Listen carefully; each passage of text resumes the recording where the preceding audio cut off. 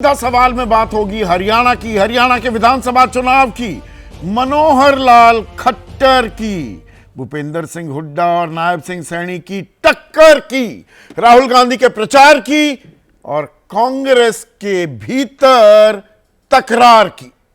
बहुत सारी कड़ियां यहां आपस में जुड़कर हरियाणा के इस चुनाव को, इस दंगल को, इस महाभारत को बहुत ही दिलचस्प बना रहे हैं।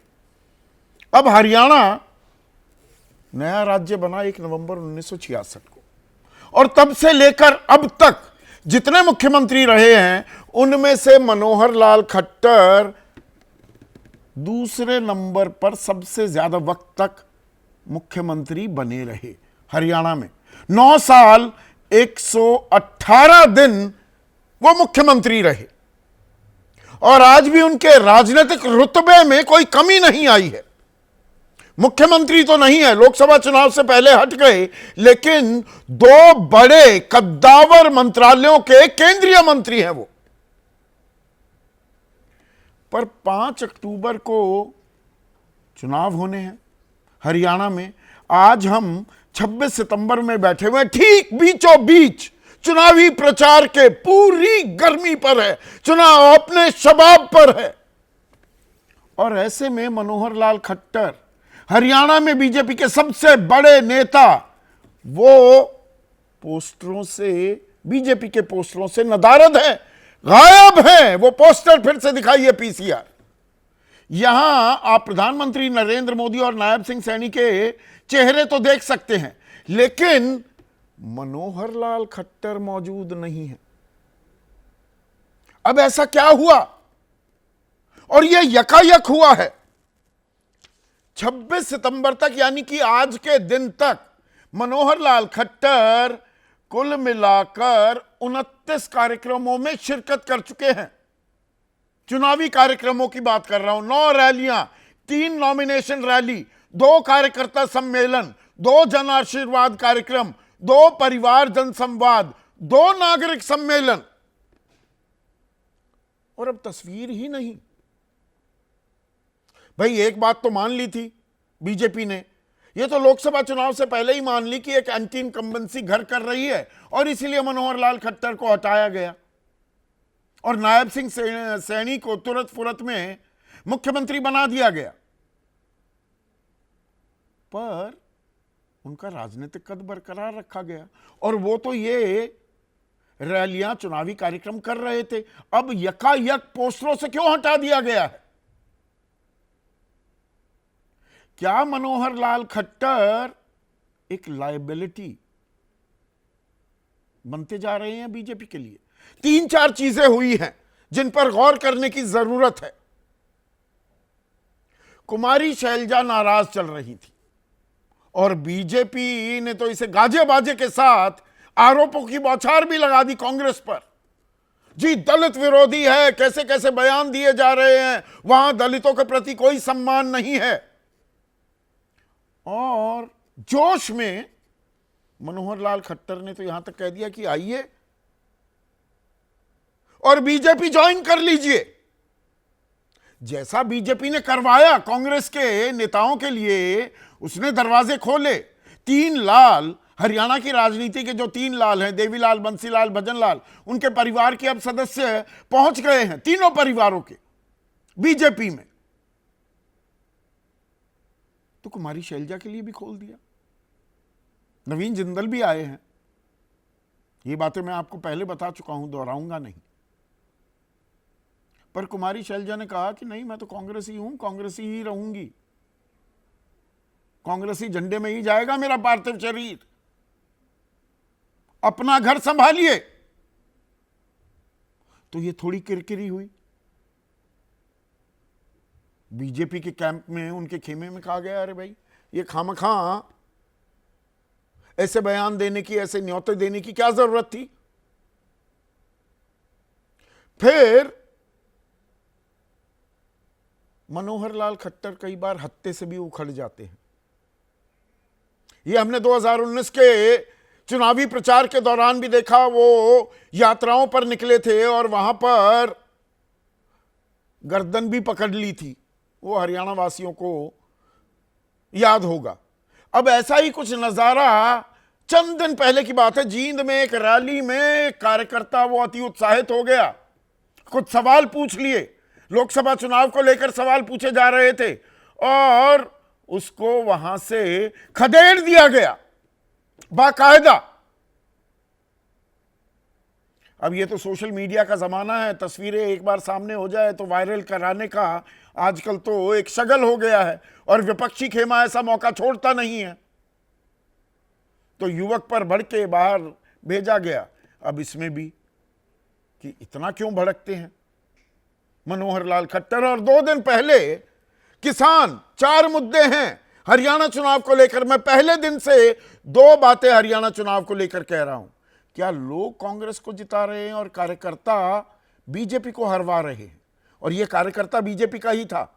वो नाराजगी अभी तक कंट्रोल हुई नहीं है क्या?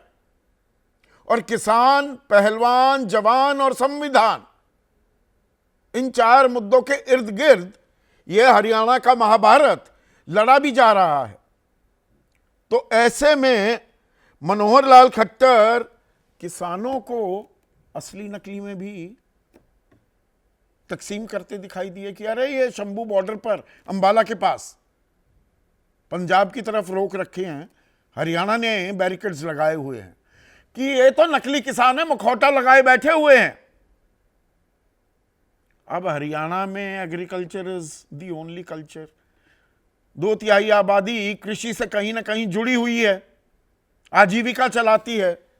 अब असली नकली का खेल, कंगना रनौत तो परेशानी का सबब है ही, लेकिन मनोहर लाल खट्टर तो भाई मुख्यमंत्री रहे हैं, तो ये और दिक्कत देगा क्या? और इसीलिए हल्के से उनको साइडलाइन कर दिया गया है।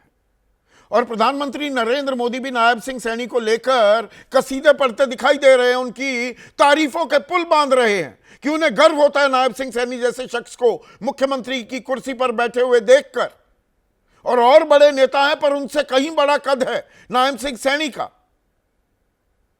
इसके पीछे जाट गैर जाट राजनीति जो वो चलने की कोशिश की और बीजेपी को लगता है इसी के चलते 2 बार सरकार बनी, उसी में एक और कड़ी नायब सिंह सैनी को मुख्यमंत्री बनाकर की है क्या? पर इसमें भी कुछ पेच हैं। नायब सिंह सैनी 4थी बार चुनाव लड़ रहे हैं और 4थी सीट हो गई।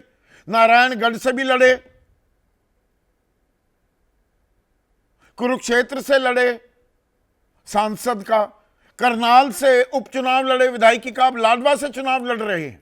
क्योंकि खबर यह आई कि मनोहर लाल खट्टर अपने पसंदीदा उम्मीदवार को, वो चाहते थे कि करनाल से वही खड़ा हुआ, नहीं खड़ा होने दिया गया और लाडवा से मजबूरी में अपनी उम्मीदवारी का ऐलान करना पड़ा नायब सिंह सैनी को।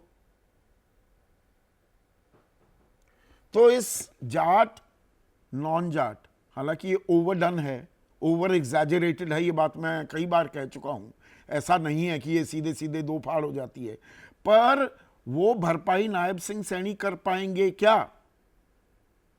या साइडलाइन होना मनोहर लाल खट्टर का ये भी नुकसान देगा?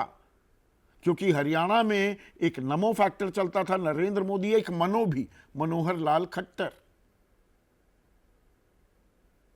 और इसी टक्कर जो अब हुड्डा और सैनी के बीच टक्कर होती दिख रही है, उसमें कांग्रेस की तकरार भी अगर उसका जिक्र ना करें तो कहानी आधी अधूरी रह जाती है।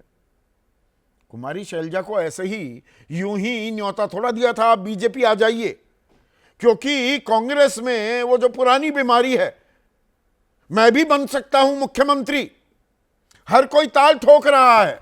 कुमारी शैलजा तो चुनावी प्रचार नहीं कर रही थी, पर आज राहुल गांधी चुनावी मैदान में उतरे, 2 रैलियां की, एक करनाल के असंध में और एक हिसार के बरवाला में। तो असंध में राहुल गांधी के दाहिने और बाएं कुमारी शैलजा और भूपेंद्र सिंह हुड्डा भी खड़े दिखाई दिए। तो ऑल इज वेल, वो गाना गाती भी कांग्रेस दिखाई दे रही है, या अभी भी तकरार जो है वो बरकरार है? क्योंकि अभी कुमारी शैलजा का जन्मदिन भी था, तस्वीरें भी दिखाई, मल्लिकार्जुन खड़गे उनको मिठाई खिला रहे हैं, उनको हैप्पी बर्थडे कह रहे हैं, पर ऐसा कोई संदेश भूपेंद्र सिंह हुड्डा की तरफ से जाता नहीं दिखाई दिया। दोनों यहां पर साथ तो दिखे, पर अभी भी मुख्यमंत्री को लेकर मैदान खुला हुआ है। भूपेंद्र सिंह हुड्डा भी कह रहे हैं भाई कोई भी बन सकता है, पर कुमारी शैलजा भी कह रही हैं और रणदीप सुरजेवाला भी। तो ऐसे में जो लग रहा था कि एक अच्छी लीड लेकर मैदान में उतरी है कांग्रेस, इन विधानसभा चुनाव में आपसी महत्वाकांक्षाएं जो हैं, क्या उस लीड को सीमित या इस लड़ाई को कांटे की टक्कर में भी तब्दील कर देंगे क्या? यह अपने आप में एक अहम सवाल है। ऐसे में आज का सीधा सवाल, पोस्टर से गायब खट्टर, सैनी हुड्डा में टक्कर और राहुल गांधी का प्रचार, कांग्रेस में खत्म हुआ तकरार।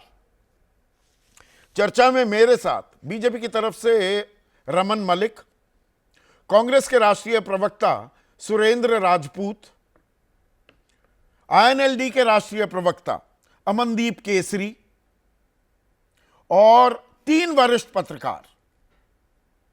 बलवंत अक्षक अभी आपको स्क्रीन पर नहीं दिख रहे हैं, रविंद्र सिंह शोरान है, किसी परिचय के मोहताज नहीं है, और आदेश रावल हरियाणा को भी ट्रैक करते हैं और राष्ट्रीय राजनीति में क्या असरात होते हैं उसको दिल्ली बैठे भी देखते हैं।